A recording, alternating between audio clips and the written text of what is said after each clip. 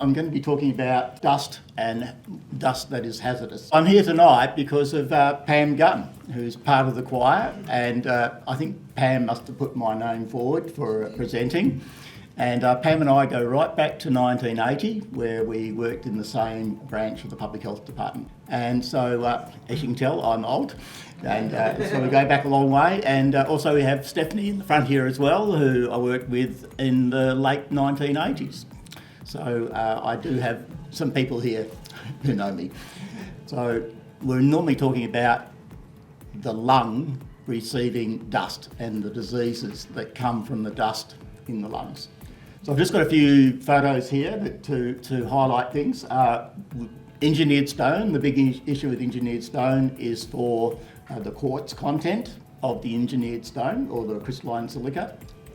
So yeah, up the top, that's some really large quartz crystals, and you can see the shape at the end. And to understand that, this is the crystal structure of it, so you can see the resemblance there. And of course, silica is just very simple. It's just a combination of oxygen and silicon, and they're probably the most abundant elements that we have on the surface of the Earth. So in terms of engineered stone, this is a typical kitchen that now has engineered stone. It is also used in bathrooms and things like that, and even to the point now where they don't have tiles, they actually stick engineered stone onto bathroom walls. So it has been used in a lot of places. And here, obviously some very bad controls there. Somebody cutting engineered stone dry. And cutting stone dry is what has led to this great crisis in terms of silicosis. Yes, so just quickly, I, as I said, come from a strong science background. I'm an occupational hygienist by profession. As you can see, I've been around for 43 years doing this. But now I'm essentially a consultant occupational hygienist, and virtually all the work I do is troubleshooting. So there's nothing routine about the things that I do today.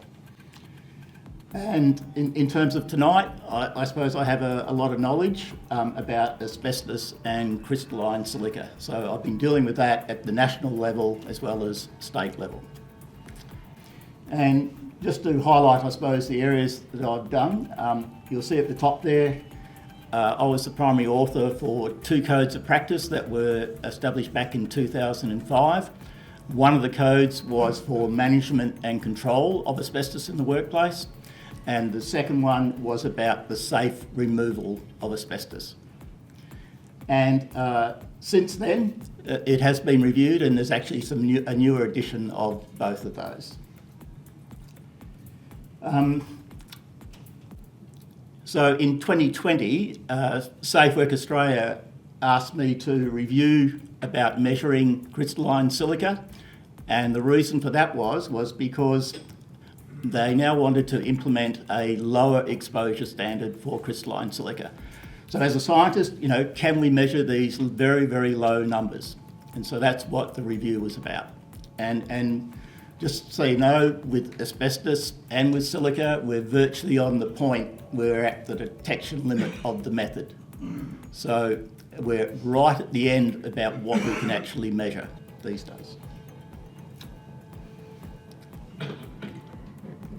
And I've worked a lot with mining companies with asbestos. You might not be aware, but just about every hard rock mine that we have in Australia does have some asbestos. So, you know how many people work in the mining industry? Like in Western Australia, there's about 170,000 directly employed. And as I said, many of those are still being exposed to low concentrations of asbestos. And of course, just about with every mine, they also have crystalline silica. So, talking about lung diseases, I suppose the one that is very topical is COVID. Who sees COVID as a lung disease? Because essentially that's what it is. So who's had COVID? Who hasn't had COVID? Oh, got a few. Yeah, well done. Yeah, COVID is going to be around for a few more years. And there has been statements recently about that possibly you'll catch it 2 or 3 times a year. Hopefully that's all wrong, but it's very much like influenza. It keeps mutating, and so you'll be exposed to new mutations and you will get some level of disease. And really, I suppose, a really important issue with COVID is this thing called long COVID. And it's still not well defined, but we do find people who may be affected for up to 18 months. And what we find is that the more times you catch COVID, the greater the risk there is of long COVID. So it is important, even though you've had COVID, to not catch it again. Okay, now the virus itself is very, very small. It's 150 nanometres, and I don't know if you can appreciate how small a nanometre is. It's something we've got no hope of actually seeing. And with asbestos as well, the asbestos fibres that create the problem are extremely small, and they never settle. And you might not be aware, but you've actually, since you've been here, you've actually breathed in some asbestos fibre. It is there in our atmosphere. It doesn't matter where you are in the world, there is a background of asbestos.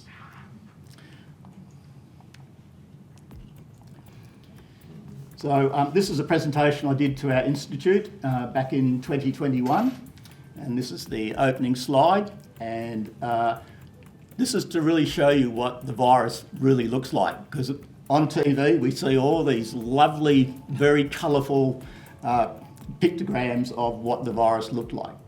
But here, this is actually the virus. So it does have spikes which attach to, and that's how they get in. And this image here, this is another electron microscope image, and the red bits are the virus. And so once the virus goes into the cell, it then disassembles, and then our own body reassembles it and makes many more copies of it. So our own body is actually the one that's propagating the virus. And this is just a sketch to show you about the difference about what we thought in terms of disease for COVID.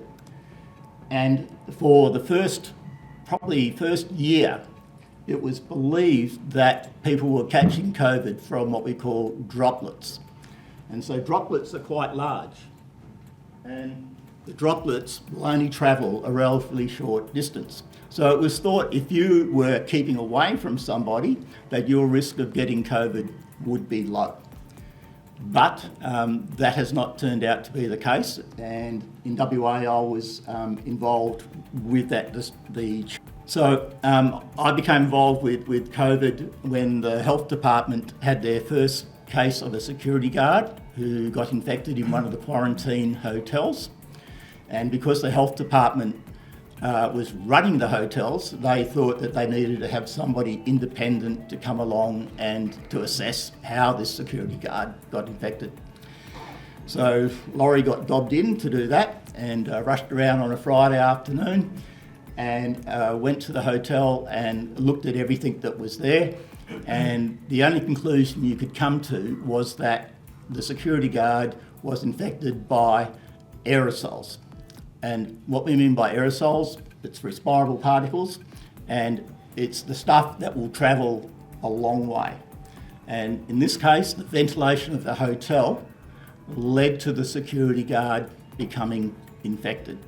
And that changed things a lot, because up to then, everybody thought if you had them in a room and you didn't have anybody there, that it was not going to escape. But with it being an aerosol, that means your controls had to be completely different. And the health department was very reluctant to actually agree to that position. So I then had to go around and assess all 10 quarantine hotels that we had operating in Perth. And I then was asked to sort of rank them, but I said, I will have 3 codes, the red, amber, green. Everybody knows the traffic light symbols. And so red was those that had poor ventilation, where the virus could escape out of a room and then infect somebody. The amber were things that weren't quite right, and the green were those hotels where the ventilation system was actually going to stop the transmission of the virus. And it turned out to be correct, which was great. All the red hotels ended up having infections, and all the green hotels had none. So when politicians said that hotels weren't fit for purpose, then that wasn't actually true. Because if you had the right ventilation system, you didn't get disease being spread. After that episode, I then had to go and assess our tertiary hospitals to try and ensure that we had the minimum disease happening at the hospitals. And obviously we weren't going to stop it, but what we wanted to do is to spread it out over a long time. Because if we had all our doctors and nurses getting ill at the same time, it would have been a disaster. And then after that, I got caught up in the prisons. They wanted me to go around and assess all the prisons to determine how they were in terms of ventilation and disease. And so it was a bit of an eye-opener to going into all the prisons. And unfortunately, a lot of the prisons weren't well designed for keeping COVID contained. And that's where I got my COVID from. It was the very last prison I went to, which was Carnot Prison Farm. And I went into the abattoir. And I don't know if many of you know, but abattoirs, when COVID came around, that's where people got COVID first, was in abattoirs. And the reason for that is, which I learnt, was that they're very cold in their boning room. It's typically about 10 or 11 degrees. And because it's so cold, to save cost, they don't have any fresh air coming in. And so you've got all these workers very close to each other, doing very physical work, and then that was spread. And for me, at the Carnot Prison Farm, I went there on a Friday, then I was told on the Saturday that 15 of the people in the abattoir boning room, 15 out of 30, came down with COVID. So even though I was protected and everything else, I still ended up getting COVID. Just to show about controls, I don't know whether you've seen this before. This is a graph showing you the number of people who get influenza. So it could be influenza A or B. And this graph tells a very important story. You can see by the years, 2018 is this green one here, but 2019 was a big influenza year, which you can see here, right up here. So we were having 70,000 cases a month back then. Then, of course, in 2020, we had COVID. And you can see here that this is this blue line here. So up until March, which is when we first started getting stuff into Australia and then taking controls, you can see that it's come down to essentially the axis. We're only having like 10 cases a month. And then you go to 2021, and are we still in lockdown? Yeah, we're still in lockdown, and that goes right along the bottom here. So, was it an effective control? Yeah, it was a very effective control. And then, when we then had our vaccinations and then we started to open up, opening up is this line here. So, when did we open up? Here, and then we're back to historical type patterns for influenza. And this year, you can see here, this line here, and here we are in November, and we're now coming down to very low numbers again. But what is actually going up at the moment? COVID. Yep. So COVID has come back. It's now the 8th wave, and we'll have many more waves to come after this. So with the hazard with particles, it really depends a lot on the size of the particle. So occupational hygienists, we measure things in different size fractions, and there's different diseases that come from different size fractions. So on your far right, you can see here that particles up to around about 100 microns in size can actually be inhaled. Now, Those particles are collected really in the upper airways and they don't get lower down into the lung. So they're captured by a whole way of different things. Our body's very good at having defences for that. But when the particle gets smaller, the particle will go much deeper into the lung. And so it then goes into the bronchioles and then into the minor bronchioles that are further down. And so they're particles that are around less than 10 microns in size. Can you see a 10 micron size particle? No, we can't. So your hair is around about 100 microns in diameter. So, you know, we're talking about 1/10 the size of a hair. Then the very finest particles, they're the ones that we call respirable, and they're less than about 4 microns. And those particles get right to the end of our lung, which is called the alveoli. And the alveoli, they look like a bit like grapes, and this is where you get exchange of oxygen with the blood. And so these particles can end up right in the very bottom of the lung. And you probably know, who knows about emphysema? Yeah, emphysema. So emphysema comes from the very, very bottom part of the lung. So people who smoke often get emphysema because those smoke particles can get to the very bottom of our lung. And the other thing that happens with that is that actually fat can go into the bloodstream. So those very fine particles, nanoparticles, can go into our bloodstream. So in terms of modern technology about nanoparticles, things can be very different. Things that are bigger may not cause a health problem, but when they become really small, they can become very hazardous. And a good one of those is titanium dioxide. Okay, it's pretty well inert, it's in all our paints, etc. And we haven't seen it as a problem. But now they're making nano titanium oxide. And that has actually ended up in the brain. And it's actually causing in the brain. So if you change the particle size, you actually change the hazard. Now, one thing that has come up with recent studies on the bottom there, what we found with dust storms that happen in Europe, where the Saharan dust every year tends to get blown over into Italy and France.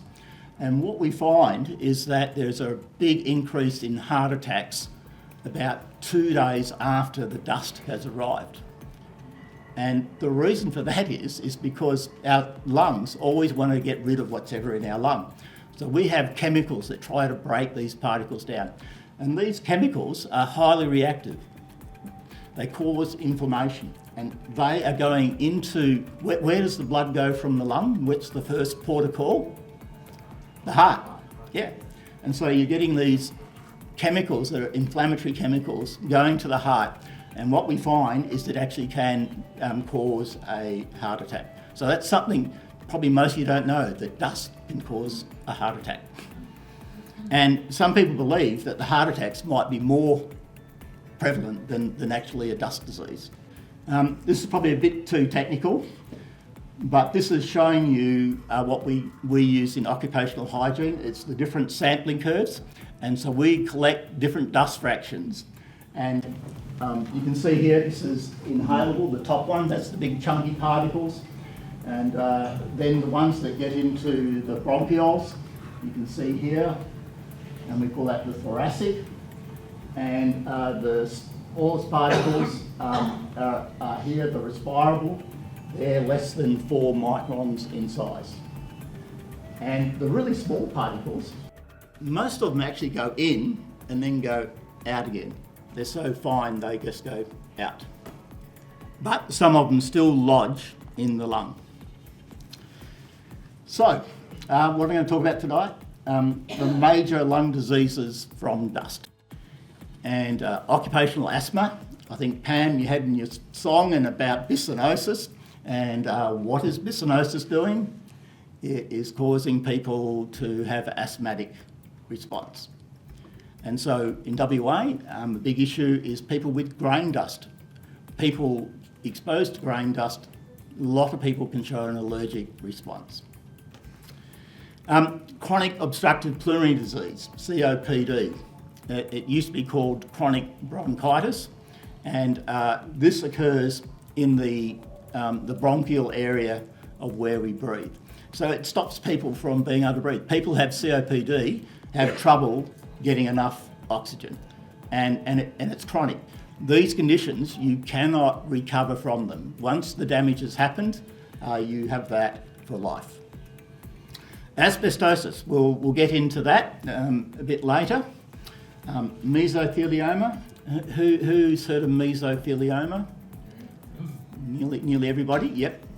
Mesothelioma is a cancer of the lining of our lung, and it can actually affect other organs as well, where the mesothelium is. So mesothelioma is a big issue with asbestos, and especially in WA, because we at Wittenoom mined what you'd know as blue asbestos, and blue asbestos is the asbestos that causes the highest rate of mesothelioma. Next one, silicosis. We all would have thought that silicosis was long gone, but with a whole range of things I'll talk you through, silicosis is now back as a disease. Coal workers' pneumoconiosis, so people who worked in coal mines, they suffered a health effect from being exposed to coal dust. And coal dust does actually have a bit of silica in it. Lung cancer, there are a lot of things that are in the workplace that can cause lung cancer. And last one, just nasal cancer, so just the upper part of the nose and the throat. And there are a number of compounds that can cause nasal cancer. And one of those is wood dust. So even wood dust, which we think is pretty well benign, can actually cause cancer. I'm just trying to get you to understand this concept. There are chemicals that we know cause cancer, but then there's these ones which we call non-threshold genotoxic. And what we mean by non-threshold is that you can have practically no exposure, but you can get the cancer. So there is a number of substances that fall into that category. And asbestos is one of them, but there are others. Now, the genotoxic material, what it does, it actually damages our DNA. So it actually makes changes to the DNA. And that change to DNA can be actually propagated within a cell. And so over on your right, the body can either handle it by repairing it, or it remains damaged. And if the body then replicates that cell, which is a dud cell, it doesn't do what it's supposed to do, then that is what which will lead to cancer.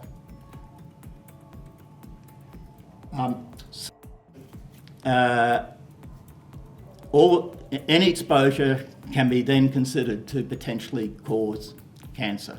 So we're talking about possibly really low exposures resulting in cancer. So some examples of these non-threshold genotoxic materials, asbestos, diesel particulate, and chromium-6. So I'll talk about those again later. There are a lot of other substances which are still being debated as to whether they actually fall under the non-threshold component. Yes, so these are the dusts we're going to talk about now. So asbestos, crystalline silica, diesel particulate, and welding. And the reason I've put them there is because all of them are known to cause lung cancer. And in some workplaces, people could be exposed to all four of those substances. So it makes it very hard when you're doing an assessment. So a quick overview of asbestos. And on the right-hand side there, you can see some blue asbestos from Wittenoom. And I don't want you to be frightened, but I've got some here that are in resin, and you can hand it around. So this is what was mined at Wittenoom. And you can see here the length of the fibres. Some of them are up to 15 centimetres long. And here is a piece of rock. It's pretty hard to see because it's dark, but you can see some of the fibres sticking out. They came in seams, and that was what was mined. They just managed to pull the seams out and actually process it. So if you want to hand that around, that was heavy. Yeah.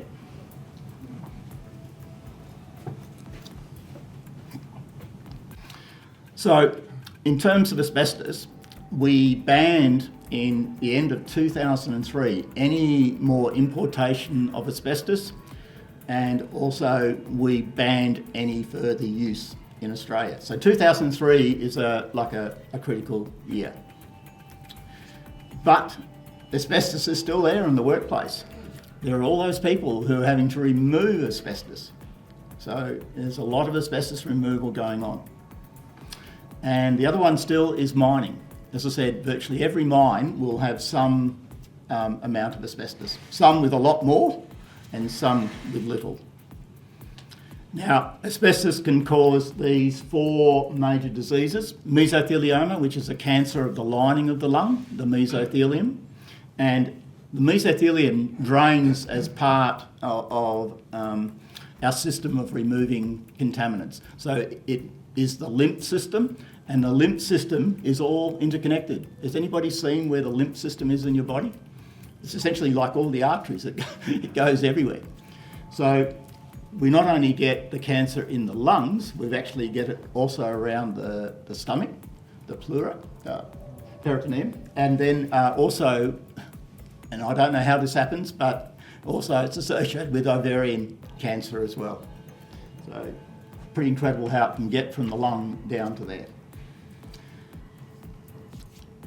There are some other cancers, but I won't go into any more about that. So the mean latency to get mesothelioma is 43 years. So from first exposure to disease is typically about 43 years. And all that data has come out of the Whitnern material. Now, asbestos and blue asbestos not only causes meso, it also can cause lung cancer.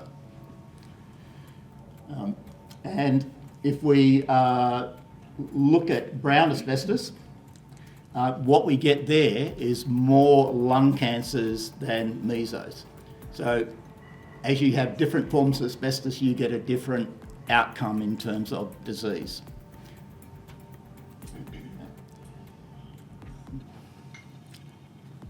Now the last one is white asbestos, and there was a lot of people who didn't want to ban white asbestos because the potential for disease was a lot less, and there's still arguments till today about whether it can actually cause mesothelioma.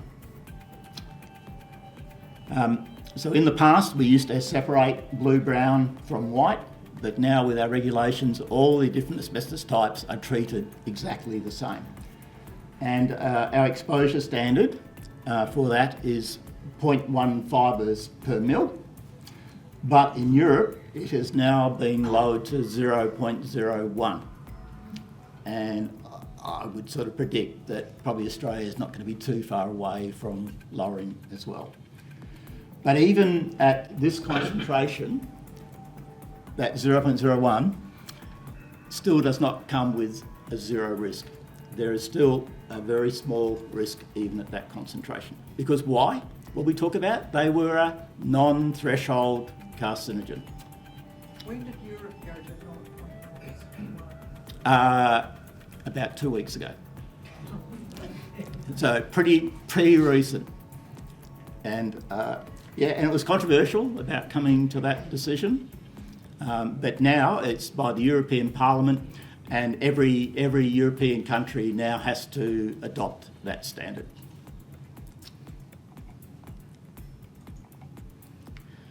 So about Whitnern, I did a presentation to our institute just purely on Whitnern, and there's a lot to talk about with Whitnern, and if people are interested I can probably make that available to you. But the photo on the left is showing you the actual the mine and also the processing plant. It wasn't operating when that photo was taken. I've got other photos, and when it was operating there was massive amounts of dust that were actually coming out. And on the bottom right is the actual township, And there was about 180 houses all up that were there. And over the life of the mine, there's different estimates about how many people went through it, but it's somewhere between about 10,000 and 20,000 people. And when Wittenoom closed, the town didn't close. The government kept it open because it was the major town for the whole of the Pilbara back in those days. So it had a hospital, it had police, it had post office. So it was kept, and it was in 1978 that the government said, we're not going to support Wittenoom any longer. So after 1978, they started withdrawing services. And you've probably seen on the news only about a year ago, might have been less than a year ago, the very last resident was manoeuvred, should we say. Forcibly removed. Yes, it took about 20 big men to remove her. Yeah, so now if you go to Wittenoom, all those houses have now been demolished, but the concrete pads are still there. And the reason for that is because underneath the concrete pads, what had they used? They'd used the tailings from the mine underneath the slabs. And the roadway, all the roads there haven't been taken up, and they put asbestos into the bitumen. I don't know why, it doesn't help whatsoever, but it was everywhere. So Wittenoom, till this day, has all of the original tailings are still there, and that material is washing down the gorge and going on to the floodplain. And that will continue all the time. So just some photos quickly of the conditions in mining. And so you can see the drillers here. They've actually got water to drill with, but it's after they drill that becomes the problem, because that's when you blast and that's when you get a lot of fibre coming off. Now, the company, when they first started, they used to have a height that was about my height, but after a few years, they weren't turning a profit. They were actually running at a loss. So then they decided that they're only going to mine less. And so people had to walk around like this, feeling the roof on top of them. And as you can see by that, this was about the height of the roof of where they were working. So incredible that people could work in that environment. And these are some famous photos from Wittenoom. You've probably all seen these. This is race day, where they had a competition to see who could fill a 200 litre drum the quickest with tailings. So you can see the sort of exposures there. You can see the bosses are up window. And on the right, you've got the sack race, which was done on the race course. And of course, the race course was made up of all the tailings. And down the bottom is a very unfortunate situation. These two boys, obviously you could see how much exposure they got to the tailings. And unfortunately, both of those died in their late 30s from mesothelioma. If you're really interested, there's lots of textbooks about this. This one here is what I consume. It's very, very technical. It's a very full geology of the area. Incredible piece of work. But the reason it was made was because we were still looking at finding more asbestos to mine. So when this was published, it was looking for asbestos to actually mine. Blue Murder was another famous book. And more recently, there was this book here by Duggan and Zillenberg, and they were both in Wittenoom. And Zillenberg, her husband died, I think, from meso. So if you want to know about Wittenoom, this is a great publication. Just want to hand that around. And it's by a local publishing company, Hesperian Press. So they've got lots of these sort of books. And the photo on the right, that came from a report that was done by one of my colleagues, Alan Rogers, and then the politician Mark Neville, and that was a review for government about Wittenoom. So they made recommendations about that. But here, you can see this is the tailings up here, and this is some of the waste rock, but that was put down multiple gorges, so there was material spread everywhere. And the tailings, there's around about 3 million tonnes of tailings still there. But every time we have a cyclone, a whole lot gets washed down the creek and then onto the Fortescue floodplain. So, stronger regulations of asbestos didn't come in until the early 1980s. So it was quite late. It was when I first started, was when we started to have stronger regulations in terms of asbestos. And of course, in the new regulations, the national regulations that have now been adopted by each of the states, the new health and safety regulations 2022, that has about 30 odd pages of regulations on asbestos. So it is highly regulated these days. In terms of asbestos, there are 2 levels of hazard. You have material which we call friable, which is stuff that can be easily disturbed and release fibres, so that's called friable. And so the asbestos from Wittenoom, that is classified as friable. And the other one is non-friable, and that's where it's been incorporated in a product that essentially binds the asbestos fibres. So asbestos cement is considered to be non-friable. But can it be a problem? Yes, if you cut it with a power tool, you release huge amounts of fibre. So there's very strong controls about that. Also, the federal government started a new agency, Asbestos Safety and Eradication Agency, ASEA, and they're the ones who develop policy in Australia at the moment for asbestos.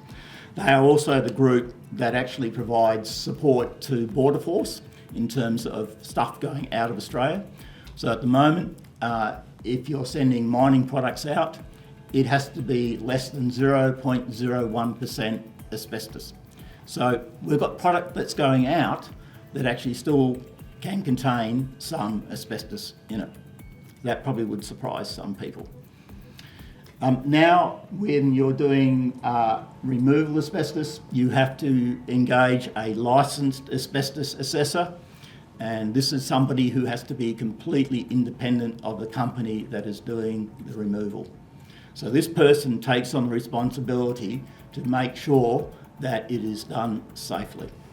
This is a graph showing us the incidence of mesothelioma through the years.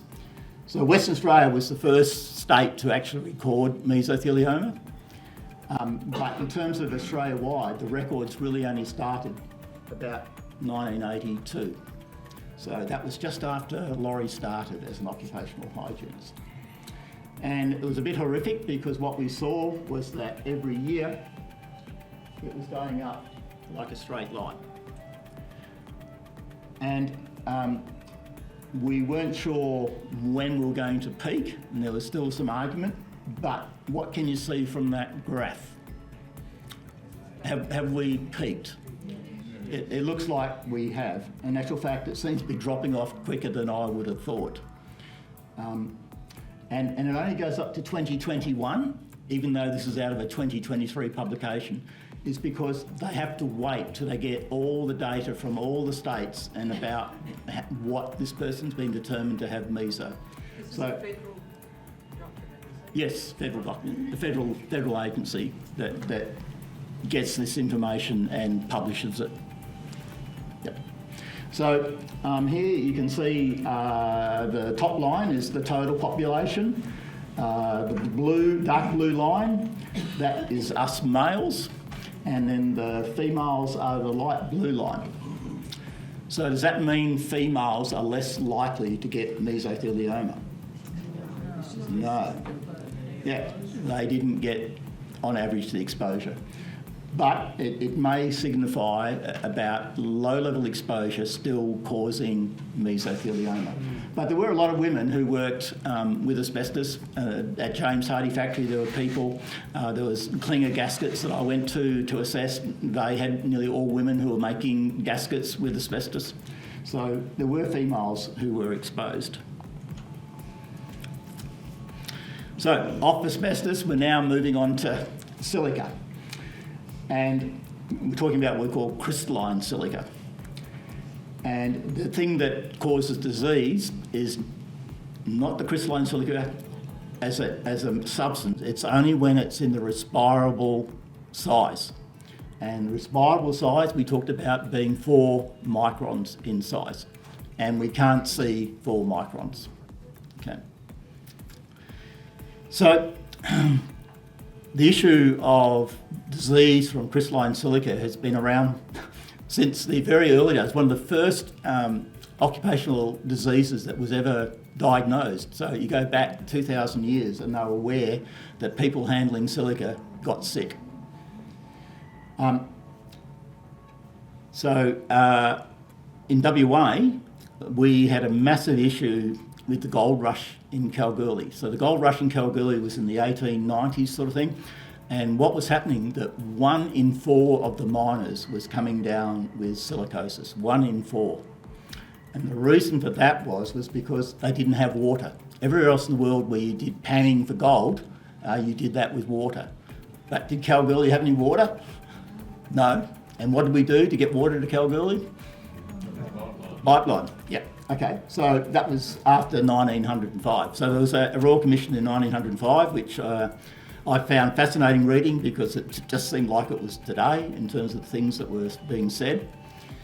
And the other thing too relates to once they had silicosis, they were now much more susceptible to tuberculosis.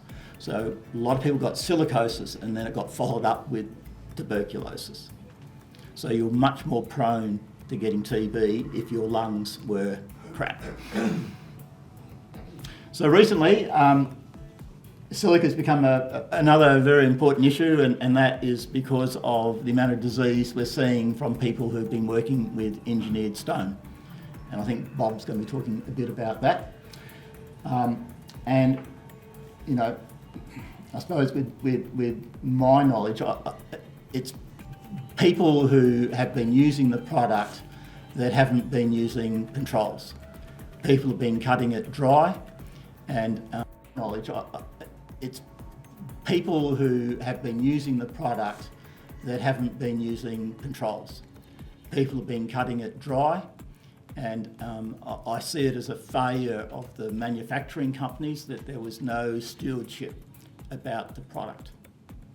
And DuPont, for example, you know, a big US chemical company, they take stewardship very seriously for their products. So they make sure that the people who are using the product are being properly protected. So in terms of disease, in terms of disease, you are cutting engineered stone dry, generating huge amounts of dust. And on the right, you've got coal mining, and longwall coal mining has only come in the last sort of 20 years, and people's exposure has gone up. So now in mining, coal mining, we see disease coming back. So in terms of crystalline silica, it is a bit more complex than what you think. Quartz is the major mineral that we have, but there's also cristobalite, which is formed under metamorph, is a microcrystalline silica, and where you've got iron ore mining, you have lots of chert. Chert is a microcrystalline silica, and where you've got iron ore mining, you have lots of chert. And so chert is also considered to be carcinogenic. In terms of disease from respirable crystalline silica, you know, the main disease is silicosis, and silicosis comes in 3 types. Chronic silicosis, which is where people develop disease after lower exposures over a long period of time. Then we can have accelerated silicosis, which can happen in 3 to 10 years, and that's where, you know, people are getting significant exposures. And the last one is acute silicosis, and this is something that can actually happen in months. So some of the engineered stone workers, that they're getting disease within like 1 to 2 years of working with the material. And on your right, there's a CT image of somebody with silicosis, and with CT scans, they're far better than normal X-ray, and we can pick up silicosis at a much earlier stage. So from crystalline silica, you can get COPD, but crystalline silica can also do kidney damage, which most people wouldn't know about, and scleroderma of the skin. And of course, it can also cause lung cancer.